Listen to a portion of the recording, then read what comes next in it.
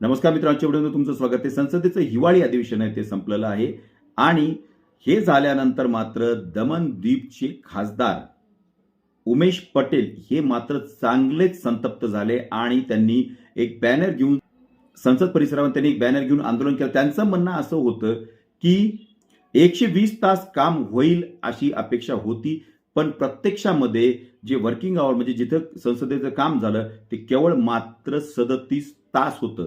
37 तासच काम यावेळेला संसदेमध्ये ज्या हिवाळी अधिवेशनामध्ये पार पडलं आणि त्यामुळे अनेक जनतेचे जे प्रश्न आहेत ते प्रश्न मात्र संसदेच्या पटलावर आलेले नाहीत आणि त्यामुळं नाराज झालेल्या उमेश पटेल यांनी मागणी केली की या अधिवेशनाचा जो खर्च आहे तो खर्च खासदारांच्या वेतनामधून वजा करण्यात यावा. त्यांचं म्हणणं असं होतं सत्ताधारी पक्ष आणि विरोधी पक्ष हे दोघंही या गोष्टीला जबाबदार आहेत असं त्यांचं म्हणणं होतं. त्या वेतनामधनं जो खर्च झालेला आहे तो वसूल करण्यात यावा. तुम्हाला काय वाटतं? खरोखरच पटेल यांची मागणी जी आहे ती योग्य आहे काय? कॉमेंट बॉक्समध्ये कळवायला विसरू नका.